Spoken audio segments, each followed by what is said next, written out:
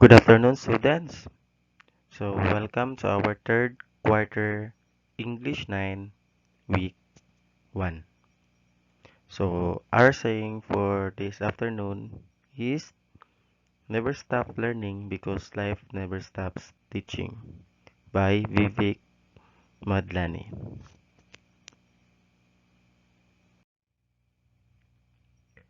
Our lesson for today is compose forms of literary writing.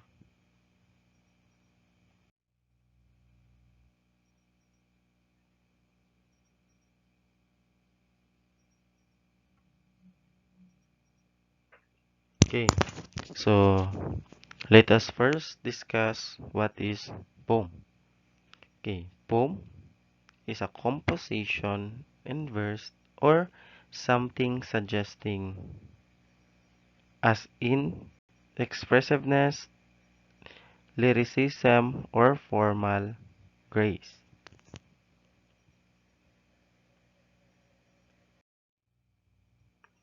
Okay, so this is one of an example of a poem entitled of A Time to Talk by Robert Frost. Okay, so let's read together. When a friend calls to me from the road and slows his horse to a meaning walk, I don't stand still and look around on all the hills I haven't hoed and shout from where I am. What is it? No, not as there is a time to talk. I trust my hope in the mellow ground, blade and blade and up and 5 feet tall and blood. I go up to the stone wall for a friendly visit.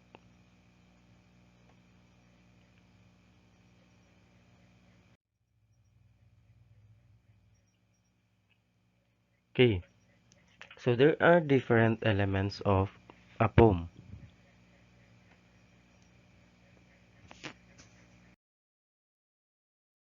Okay, so first we have the alliteration. The occurrence of the same letter or sounds at the beginning of adjacent or closely connected words. Okay, Peter Piper picked a peck of pickled peppers.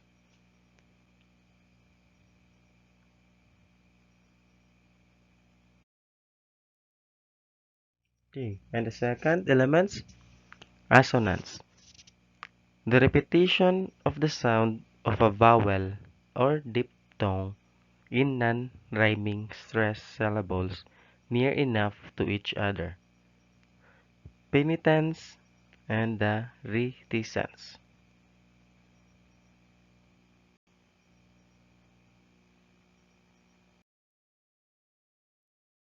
Okay, so let's proceed to the third element, the consonants.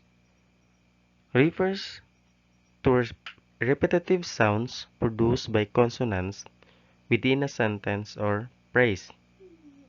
It will creep and beep while you sleep.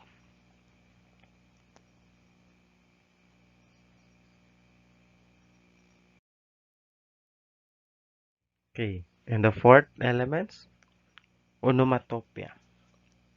A word that actually looks like the sounds it makes, and we can almost hear those sounds as we read meow, hiss, boom, and crash.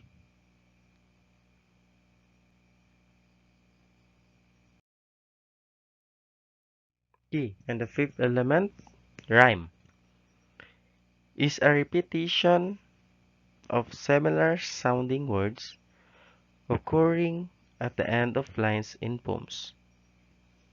Once upon a midnight dairy while I pondered weak and weary.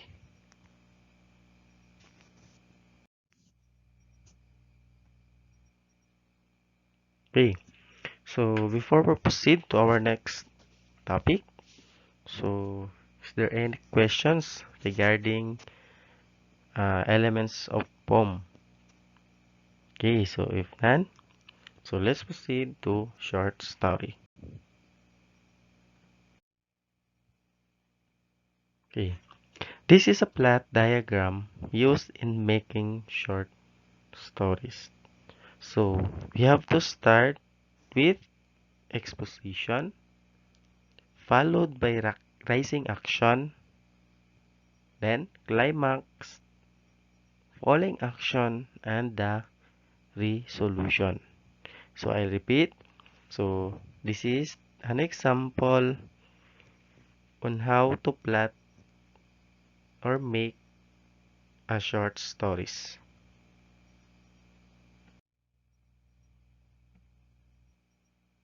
Okay, so let's proceed to prose.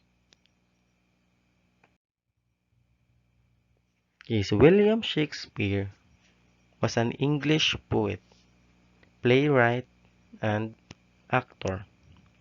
He was born on 26 April in 1564 in Stratford upon Avon. His father was a successful local businessman and his mother was the daughter of landowner. Shakespeare is widely regarded as the greatest writer in the English language and the world's preeminent dramatist. He is often called England's national poet and I mean, nicknamed the Bard of Avon. He wrote about 38 plays, 154 sonnets, two long narrative poems, and a few other verses, of which the authorship of some is uncertain. His plays have been translated into every major living language and are performed more often than those of any other playwright.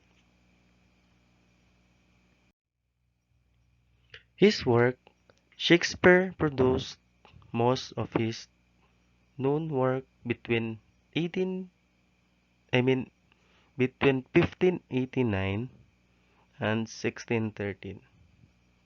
His early plays were mainly comedies and histories, and these works remain regarded as some of the best work produced in these genres. He then wrote mainly tragedies until about 1608, including Hamlet, Othello, King Lear, and Macbeth, considered some of the finest works in the English language. In his last piece, he wrote tragicomedies, also known as romances, and collaborative with other playwrights.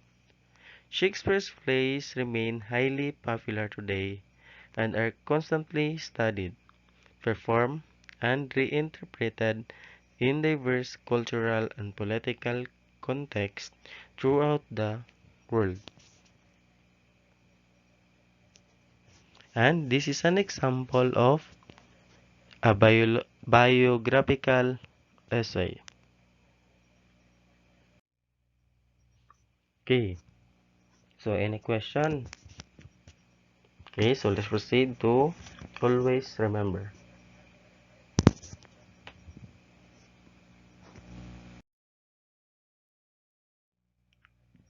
In composing a poem, a short story, or narrative, always remember the elements of each literary form, as discussed in the previous module. Each literary form has a different structure, has its own pattern, and unique elements. In writing a poem, make sure your readers will feel the emotion. In writing a fictional story, remember that all elements are present and everything should make a sense. One cannot become a writer overnight, but getting used to writing your thoughts and emotions down in a great practice that will develop your communication skills. Okay, so that will be all. And thank you for listening and thank you for your time. So, see you next week and God bless.